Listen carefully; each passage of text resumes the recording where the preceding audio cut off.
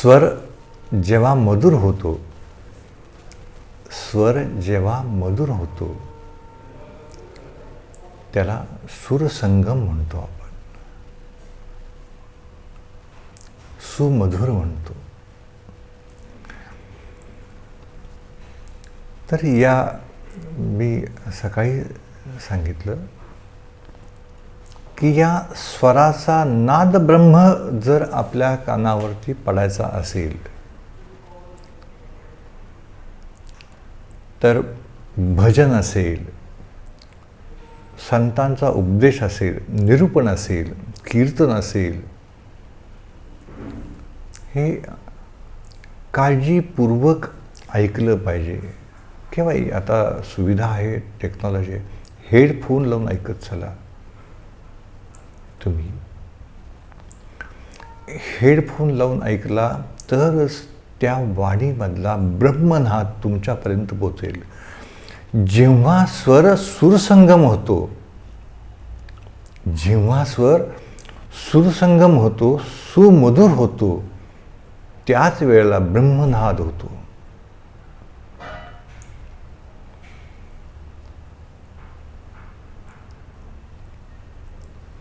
सुरसंगम किंवा सुमधुर याचा अर्थ असा आहे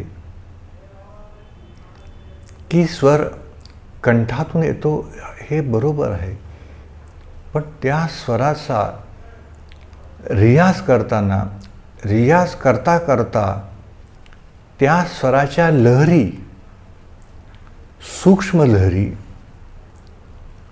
ह्या आत्मचिंतन करता करता अनाहूत चक्रापर्यंत पोचतात.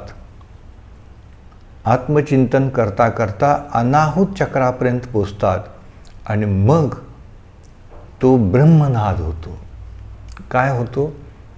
ब्रह्मनाद. पूर्वी जे कार्यक्रम होत होते श्रीश्रींचे SP कॉलेजवरती, त्या कार्यक्रमाला नाव द्यायचे ब्रह्मनाद.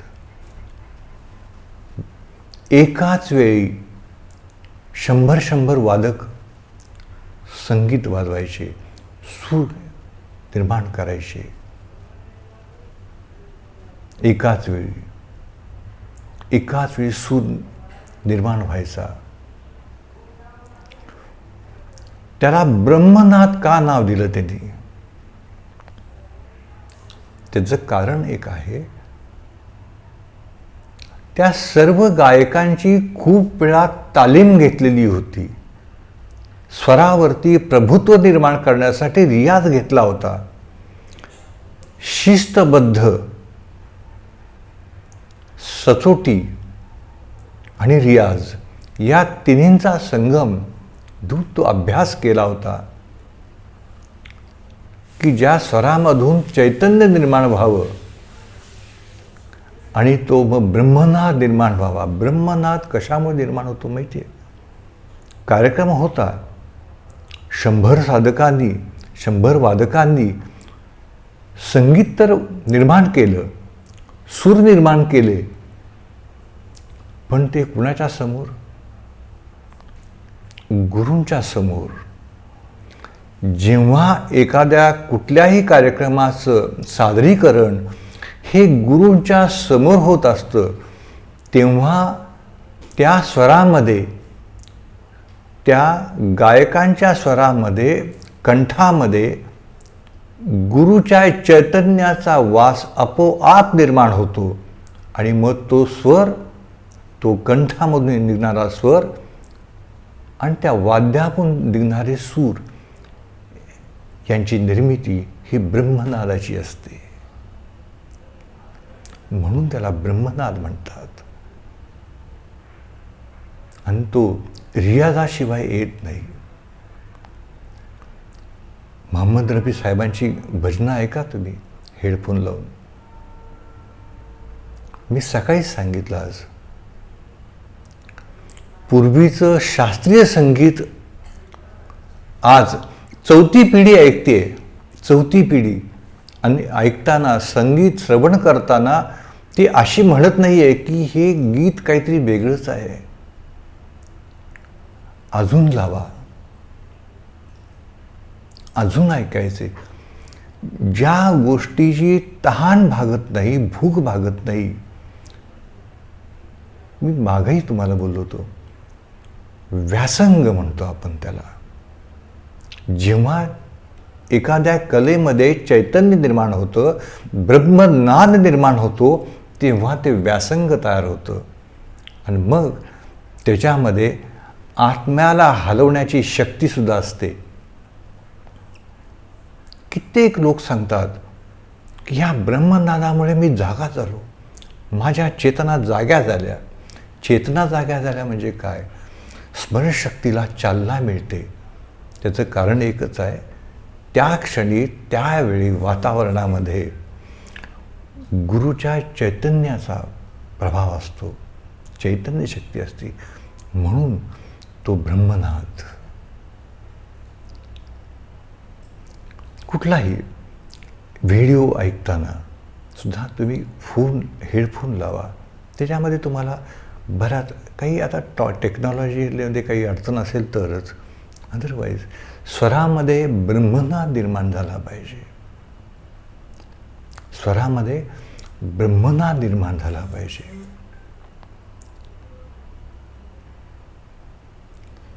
मी मगाशी सांगितलं स्लीपिंग पोश्चरबद्दल. त्यासाठी प्राणायाम जे करतात, प्राणायाम एक लक्षात घ्या, प्राणायामाला कधीही शक्तीचा वापर करायचा नसतो. सहज अशी खेळती हवा असली पाहिजे. वास्तूमध्ये कशी खेळती हवा राहते? वास्तूमध्ये खेळती हवा म्हणजे चैतन्य असतं, ऊर्जा असते. तशीच आपल्या देहामध्ये सुद्धा हवा खेळती राहिली पाहिजे. आणि देहामधली हवा जर खेळती राहिली नाही तर देहामधल्या 72,000 नाड्या कार्यान्वित कशा काय राहणार? आणि मग निर्माण होतो, प्रश्न होतो की माझं हे दुखतंय, मला इथं वेदना होत आहेत आणि तिथं त्रास होतोय. प्रश्न आहे तो प्राणाचा, प्राणवायूचा, प्राणशक्तीचा, ऊर्जेचा. तिथं आपण कमी पडतो. आणि मग लहान वय असो, मोठा असो, ज्या साधकांनी, ज्या व्यक्तीने स्वरावरती प्रभुत्व मिळवलेलं आहे, मग त्याचं ते वक्तृत्व असो, गीत असो किंवा संगीत असतो, ते श्रवणीयच असतं. कारण त्यातून ब्रह्मनादाचे सूर येतात बाहेर. म्हणून चिंतन करायचं असेल तर ब्रह्मनादाचा स्वर येईपर्यंत चिंतन करावं. मिले सुर मेरा तुम्हारा, सुर बने हमारा. स्वरामध्ये आणि संगीतामध्ये इतकी ताकद आहे की गेलेल्या आत्म्याचं सुद्धा चैतन्य निर्माण होऊन तो पुन्हा त्याचं बोनस आयुष्य जगतो. एवढी ताकद असते. प्रश्न आहे तो ऊर्जेचा. आपली ऊर्जा इम्बॅलन्स का होते? आपली ऊर्जा इम्बॅलन्स होण्यासाठी पहिली कारणीभूत म्हणजे तणाव, अनावश्यक ताण. आणि ऊर्जा इम्बॅलन्स झाली, ऊर्जेचा समतोल राखला गेला नाही, उजवी बाजू आणि डावी बाजू, की मग सुरू होतो लो बीपी आणि हाय बीपीचा खेळ. कामाच्या ओघात, संसाराच्या व्यापात, दैनंदिन घाई गडबडीत या गोष्टी आपल्याला सहजासहजी लक्षात येत नाहीत.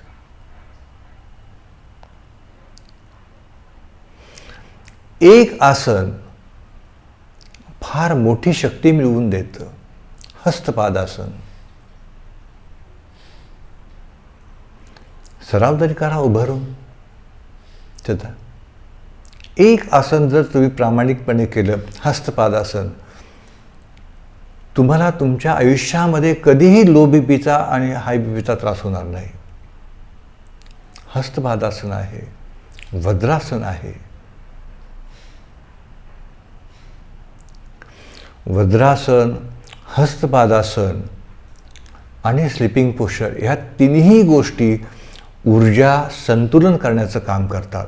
काय करतात? ऊर्जा संतुलन ठेवण्याचं काम करतात. स्लिपिंग पोश्चरमध्ये तुम्ही भरपूर श्वास घेत चला. त्याला आपण उत्तान पादासन म्हणतो, कधी कधी चक्रासन म्हणतो, कधी उष्ट्रासन म्हणतो, सुप्त वज्रासन म्हणतो. आसनं सगळीच केली पाहिजेत असं नाही आहे. योगाभ्यास आणि योगविद्या श्रेष्ठ का निर्माण झाली, श्रेष्ठत्व तिला का प्राप्त झालं, तिला काय कोणी पॉलिश करत बसलं नाही. कुणीही त्याचं महत्त्व त्यावेळेला पटवून देत बसलं नाही. त्याचं कारण आहे की मुळातच जे कोहिनूर आहे त्याला सांगायची गरजच नाही. ज्ञान हे ज्ञान असतं. मी परवा पण बोललो तुम्हाला की ज्ञानेश्वरी वाचत चला हे कुणाला सांगायची गरज लागली का, सांगा मला. अक्षर ही अक्षय असतात. ग्रंथामधली अक्षरं ही अक्षय असतात. पाण्यात जरी बुडवली तरी ती नष्ट होत नाहीत. बदलतं तंत्रज्ञानाबरोबर ज्ञान बदलते. बदलत्या तंत्रज्ञानाबरोबर आपलं ज्ञान बदलते. ज्ञान आपल्याला आत्मसात करावं लागते. परंतु ग्रंथामधलं ज्ञान हजारो वर्षापूर्वी तेच होतं, आजही तेच आहे, भविष्यातही त्यात किंचितही बदल होणार नाही. म्हणून अक्षर, शब्द ही अक्षय आहेत. जे अक्षय असतं त्यातूनच चैतन्य निर्माण करण्याची शक्ती असते. म्हणून ग्रंथांचा खप अधिकाधिक होत जातोय, गेला, होतोय, भविष्यातही राहील. कुणीही आलं, काही बोललं, हे ग्रंथ निरुपयोगी आहेत. दृष्टिकोन तुमचा तसा आहे. तो एखादी व्यक्ती म्हणली ग्रंथ निरुपयोगी आहेत म्हणून बाकीचे लोक तर तसे नाहीत.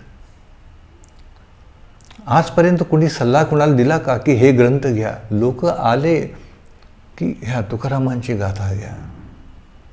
मला वाटते असं एखादं घर दुर्मिळ असेल की त्यांच्याकडे ग्रंथ नसेल. घराघरामध्ये ग्रंथ आहेत. शिवलीलामृत आहे, गुरुचरित्र आहे, एकनाथी भागवत आहे, दासबोध आहेत वगैरे. गीता तर आहेच आहे. ब्रह्मनाद, स्वरामधून ब्रह्मनाद निर्माण करायचा असेल तर त्या अक्षरावरती झेप घेतली पाहिजे. का? ती अक्षय आहेत.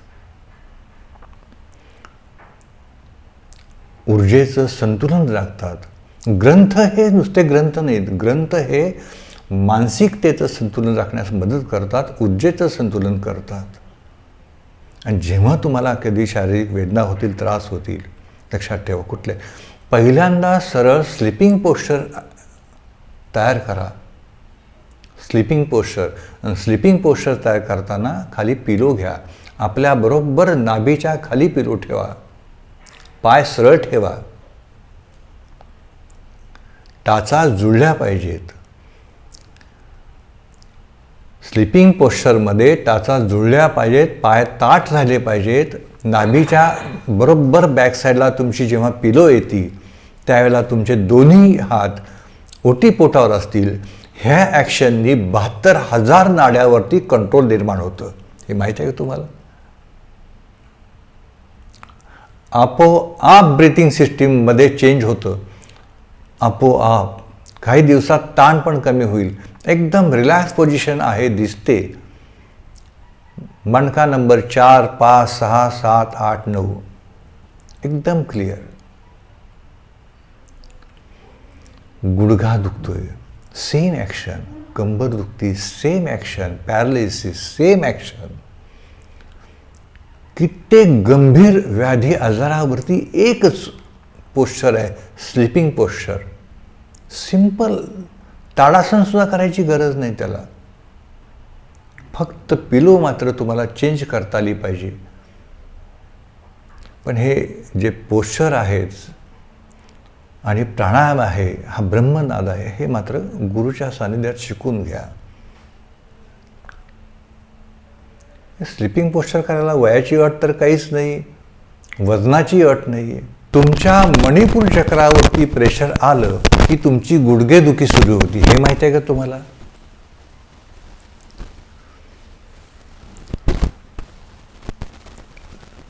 चालणं हे अत्यंत महत्त्वाचं. आपण आता तरुण आहोत म्हणून आपल्याला काय वाटत नाही.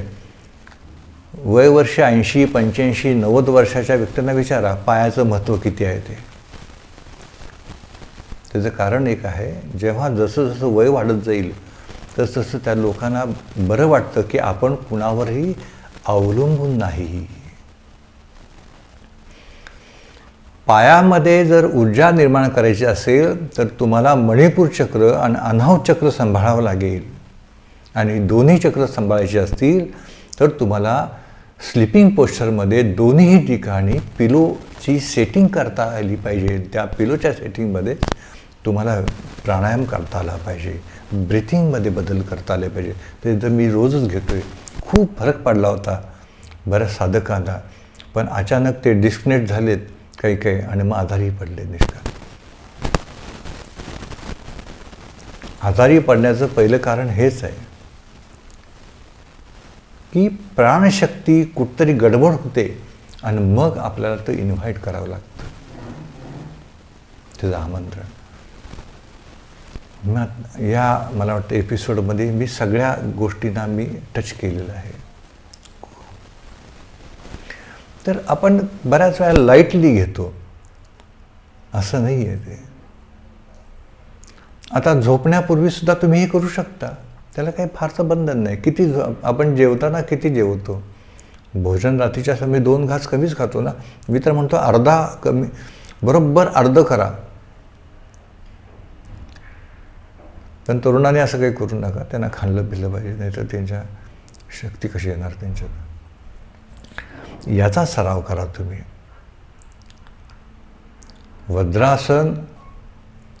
वज्रासन तर असं आहे, लक्षात ठेवा की मेंदूची चेतना अशी जागवतं ते वज्रासन की काय बोलू नका. लक्षात ठेवा, वज्रासनाचा जर तुमचा अतिशय उत्तम सराव झाला ना तर ग्रंथच्या ग्रंथ तुमचे पाठ होऊन जातील. एवढी ताकद आहे. वज्रासन शीर्षासनापेक्षा वज्रासन श्रेष्ठ आहे, शीर्षासनापेक्षा. आणि हस्तपादासन कसं आहे ते तुम्ही एखाद्या तुमच्याकडे पुस्तक असेलच, नेटवरती अभ्यास करा. हस्तपादासन सरांनी काय सांगितले. हस्तपादासनामध्ये आसनामध्ये आसन येण्यापेक्षा आसनामध्ये स्थिर राहायला शिका. आपोआप नियंत्रण मिळतं प्राणशक्तीवरती आणि रक्ताभिसरणावरती. आसन करून उपयोग नाही, तो व्यायाम झाला. व्यायाम आणि अभ्यास यामध्ये फरक आहे. तुम्हाला पुन्हा पुन्हा सांगतो कोणता फरक आहे. त्याचं कारण हे काय, लक्षात ठेवा. अजी सोनियाचा देनू वर्षे अमृताची गोडी. गेले 40 वर्ष आपण ऐकतोय तरी पुन्हा ऐकतोच ना ते. याला म्हणायचं व्यासंग, याला म्हणायचा अभ्यास. ते लागलं तरी आपण बंद करत नाही. अरे असू दे, 2 शब्द कानावर पडतायत. आली कुठून ती कानी टाळ मृदुंगाची धून, नाद विठ्ठल विठ्ठल. का आपण ऐकलंय ना, मग पुन्हा कशाला ऐकण्याची गरज आहे? नाही, पुन्हा ते श्रवणीय आहे. का? त्यांच्या शब्दामध्ये, संगीतामध्ये, रचनेमध्ये ब्रह्म लपलेलं आहे. जेव्हा ब्रह्म लपलेलं असतं तेव्हा ते आपलंसं होतं आपोआप. का? अजूनसुद्धा त्या अक्षरातून, संगीतातून चैतन्य निर्माण होते. चैतन्य निर्माण होणेच म्हणजे जागेला घेऊन राहणे, हे श्रेष्ठ आहे. तर आपल्याजवळच आहे सगळं, दुसरीकडं कुठेही नाही आहे. फक्त आपल्याला त्याची ओळख नाही आहे. आणि ही ओळख गुरु आपल्याला आपले करून देत आहेत. अरे तुम्ही आहात, तुमच्याजवळ अफाट शक्ती आहे. आज आपण थोडंसं ब्रह्मनादाला स्पर्श केला. मी यासाठी केला की तुम्ही वरवर ऐकता, वरवर कानाला. मी सुद्धा कुठलेही चांगले कार्यक्रम असतील ना, हेडफोन लावतो, त्याचा स्वाद घेतो. धन्य भाग्य सेवा का अवसर पाया, चरण कमल की धूल बनामय, मोक्ष द्वारथ काया सुरसंगम. मी अजून तुम्हाला ते ऐकवलं नाही, कारण ती वेळ अजून आली नाही. म्हणून अशी गीतं, अजरामर शब्द, संगीत हे असं तसं निर्माण नाही होत. त्याला ब्रह्मशक्ती कारणीभूत आहे. काय? ब्रह्मशक्ती. ठीक आहे.